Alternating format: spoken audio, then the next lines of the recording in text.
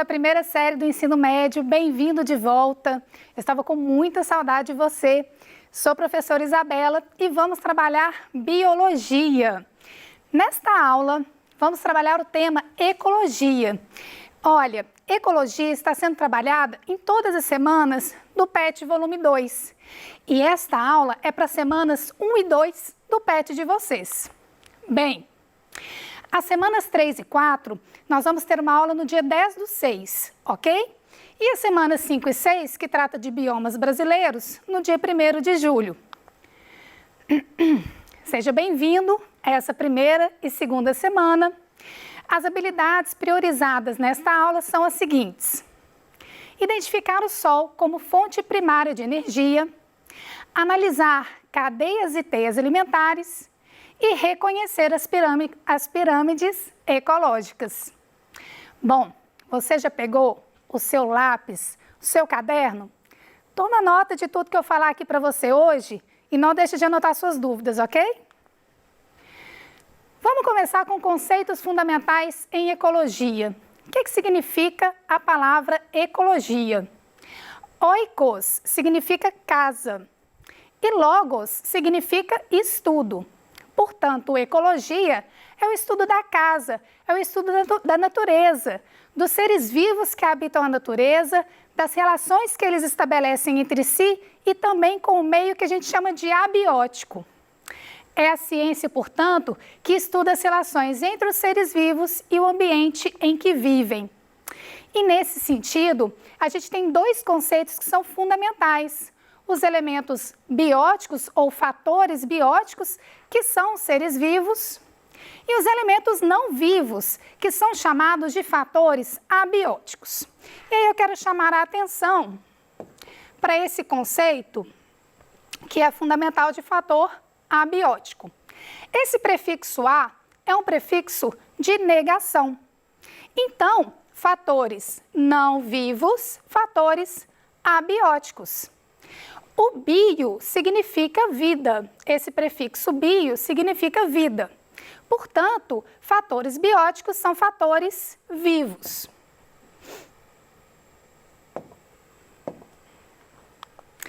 Bem, analisando essa paisagem, que mostra a belíssima Lagoa da Pampulha, na cidade de Belo Horizonte, a nossa capital, a gente consegue observar alguns elementos. E analisando aqui, a gente vê tanto fatores bióticos quanto fatores abióticos. Por exemplo, a água da lagoa é um exemplo de fator abiótico.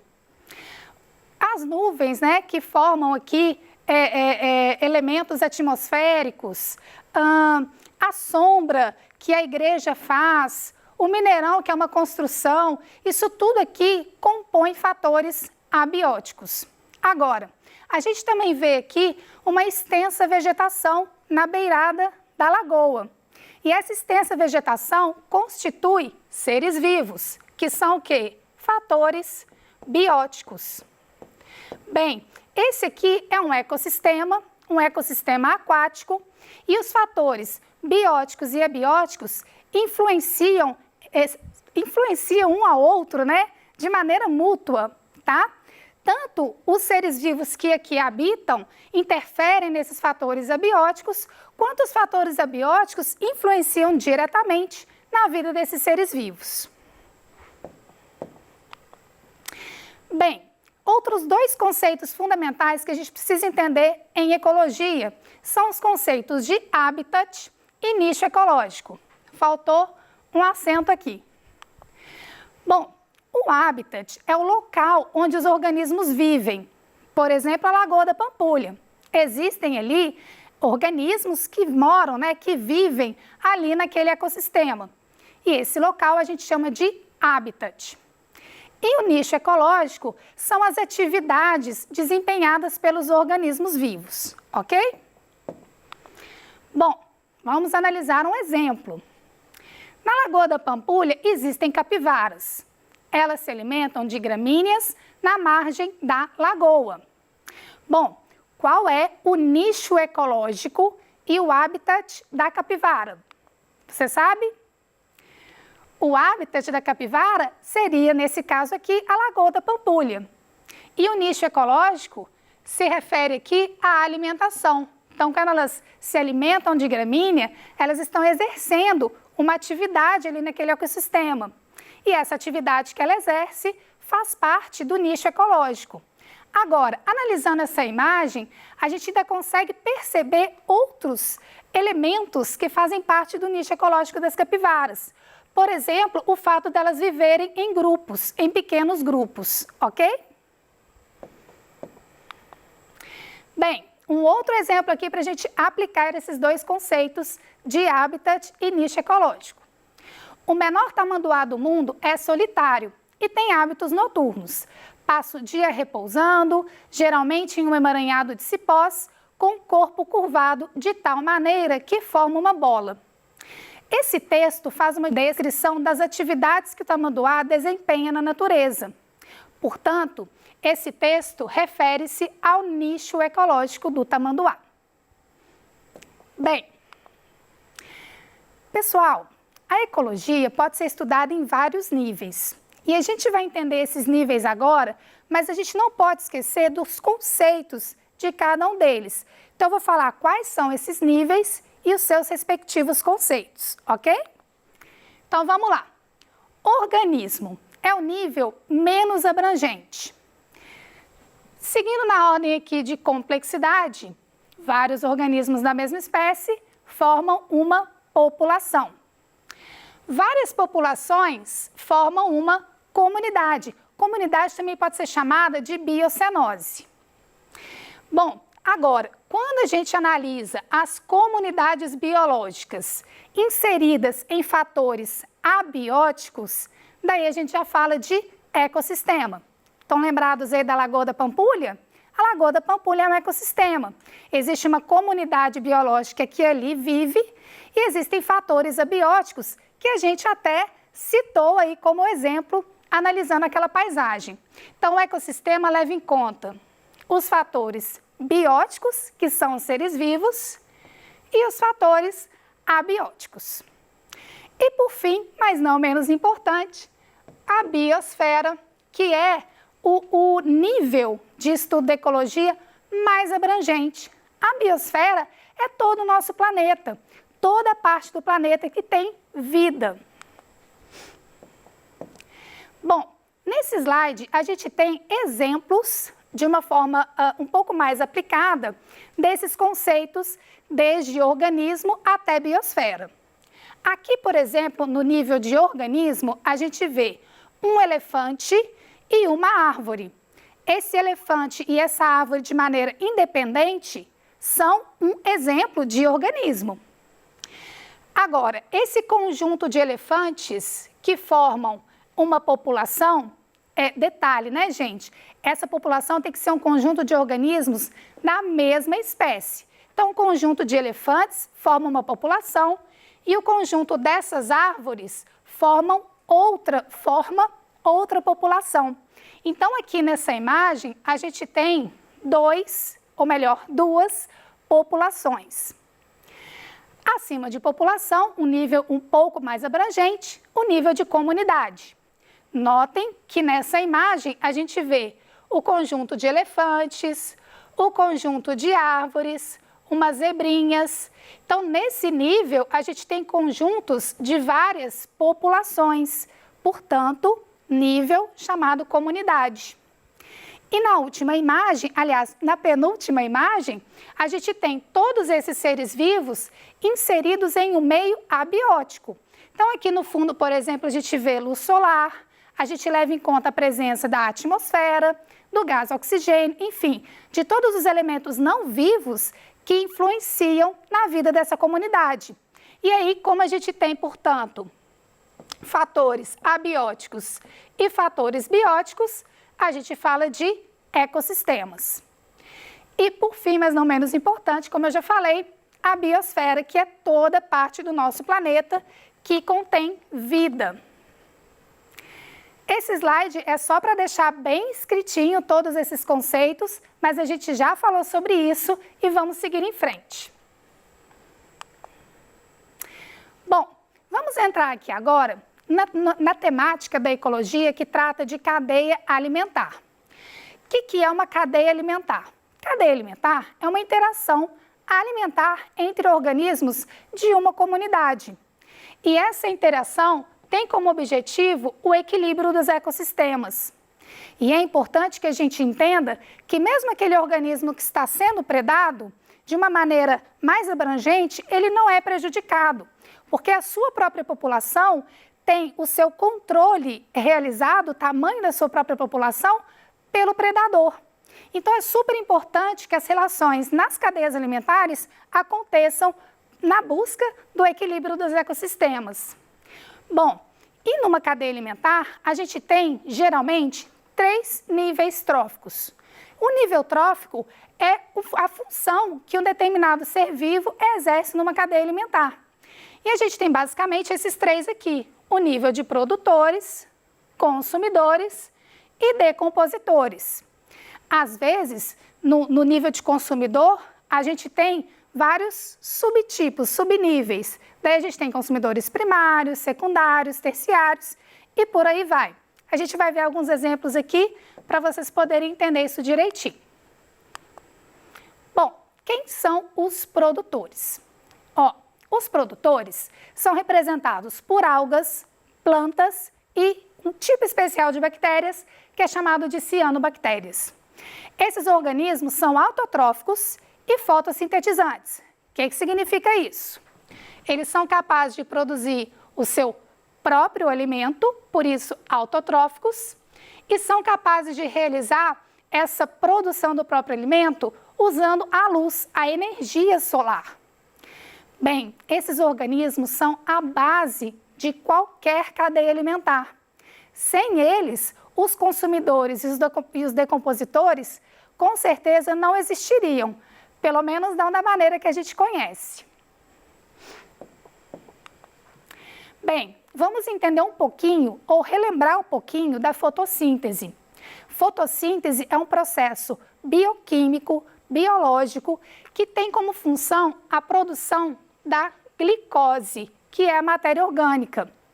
O gás oxigênio também é produzido no processo fotossintético, mas o objetivo central desse processo é a produção da matéria orgânica, da glicose.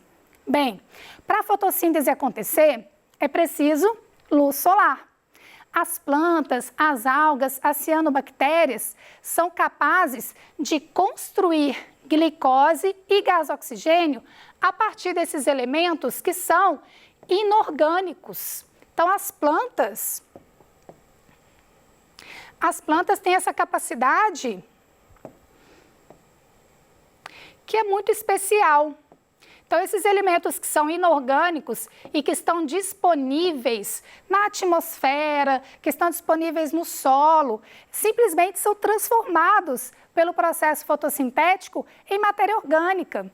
E essa matéria orgânica sustenta todos os outros seres vivos. Por isso que as plantas são tão especiais. Aliás, não só as plantas, as algas e cianobactérias também. Bom, quem são os consumidores? Os consumidores são animais, ok? Basicamente, os animais. São organismos heterotróficos. O que significa isso? Significa que eles não são capazes de produzir o seu próprio alimento. Eles dependem do alimento que as plantas produziram, que é a glicose, a matéria orgânica, da qual eu acabei de falar para vocês. Bem, aqui nesse slide a gente tem 2 exemplos de consumidores. Um consumidor herbívoro, que no caso aqui é a capivara, e um consumidor carnívoro, que no caso aqui é um jacaré. Eu continuo lá naquele ecossistema que eu comecei, que é o ecossistema lá da Lagoa da Pampulha. Inclusive, existem esses 2 animais que convivem ali naquele ambiente. Bom, qual que é a definição de consumidor herbívoro? Um herbívoro é capaz de comer plantas. Então, ele é o consumidor primário, é aquele que se alimenta diretamente dos organismos produtores. E os animais que são chamados de carnívoros se alimentam de outros animais. O jacaré, por exemplo, pode comer filhotes de capivaras, pode comer filhotes de aves que vivem ali naquele ambiente. Enfim, são animais que comem outros animais. Existe ainda, eu não coloquei nesse slide não, mas eu gostaria de falar para vocês, um outro tipo de alimentação, de dieta, que é chamada de dieta onívora. Você sabe o que é isso? Você já ouviu falar? De vez em quando eu ouço alguns alunos falarem para mim assim, onívoro come ovo? Não, não é isso não. O onívoro não tem exatamente uma preferência alimentar. Ele se alimenta de plantas, ele se alimenta de animais, frutos. Você sabe um exemplo de onívoro? A gente. Nós somos animais onívoros. Então, a gente não tem exatamente uma preferência alimentar. Ah, mas e os vegetarianos, professora? Bom, os vegetarianos não se alimentam de carne, mas ele não deixou de ser, por natureza, um animal onívoro, ok? Bom, tomando ainda como exemplo a Lagoa da Pampulha, uma cadeia alimentar que a gente pode formar, né, com base nos organismos que moram ali, é essa daqui. A capivara se alimenta de grama, que fica ali em volta da lagoa, e o jacaré se alimenta de capivara. Bem, a gramínea é o produtor, a capivara herbívoro, consumidor primário, e o jacaré, consumidor secundário, neste exemplo de cadeia alimentar, ok? Agora está faltando alguém. Quem que está faltando? Eu disse para vocês que a gente tem produtores e consumidores como nível trófico numa cadeia alimentar. Mas está faltando alguém. Você sabe quem que é? Eu sei que você sabe, eu já falei que eu ouço pensamento via Wi-Fi e eu vi que você anotou aí no seu caderno os decompositores. Pessoal, decompositores são basicamente micro-organismos, exemplos, fungos e bactérias. São heterotróficos, não são capazes de produzir seu próprio alimento e eles realizam a ciclagem dos nutrientes. Os decompositores atuam em todos os níveis tróficos. Eles decompõem restos de animais, restos de plantas, detritos, o próprio corpo desses organismos depois que morre, e eles devolvem para a natureza aquela matéria inorgânica que as plantas usam para fazer a fotossíntese. Por isso que a gente fala de uma reciclagem. Imagine que as plantas só gastassem a matéria inorgânica e ninguém devolvesse. Concorda comigo que uma hora essa matéria inorgânica ia acabar? Então é isso que acontece aqui. Os decompositores são fundamentais para fazer esse ciclo, para fechar esse ciclo na natureza. Bem, por definição, uma cadeia alimentar mostra os diferentes níveis tróficos existentes em um ecossistema e as relações observadas por eles de forma linear. Agora, a matéria é transportada de um nível para o outro e a quantidade de energia vai sendo reduzida conforme a gente se aproxima do topo de cadeia. Então, eis aqui um exemplo de cadeia alimentar parecido com aquele que a gente já viu, só que com outros seres vivos. A formiga é consumidor primário, o sapo consumidor secundário e a serpente consumidor terciário. E todo mundo aqui, de alguma maneira, em algum momento, vai ser decomposto pelos decompositores. E tudo isso, né, gente, só acontece por causa da luz solar. E uma teia alimentar? Teias alimentares são sobreposições ou emaranhados de cadeias alimentares. Uma teia alimentar, por exemplo, lá da Lagoa da Pampulha, pode estar representada aqui. Então, a gente tem a capivara, caramujos que também vivem naquela região, o fitoplâncton e as macrófitas, que são as plantas que crescem ali no entorno da lagoa, são produtores nessa teia alimentar. E o que a gente observa aqui nessa teia é que os consumidores podem ocupar mais de um nível trófico. Então, analisa junto comigo aqui, por exemplo, o jacaré. O jacaré pode seguir esse caminho aqui.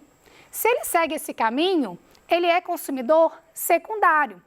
Agora, se a gente parte das macrófitas, passa pelo caramujo, pelo peixe e pela ave, daí o jacaré vai ser consumidor de quarta ordem, consumidor quaternário. Então, esse é um exemplo de teia alimentar. no qual os organismos podem ocupar mais de um nível trófico. Bom, pessoal, esse assunto é muito importante, muito interessante, e na próxima aula a gente vai concluir esse assunto. Eu espero que vocês estejam aqui comigo de novo. Não deixe de anotar as dúvidas para poder perguntar para os professores na hora do Se Liga no Tira Dúvidas, tá? Bons estudos para vocês e continua comigo, não esquece de mim não, tá bom? Um beijo, tchau, tchau!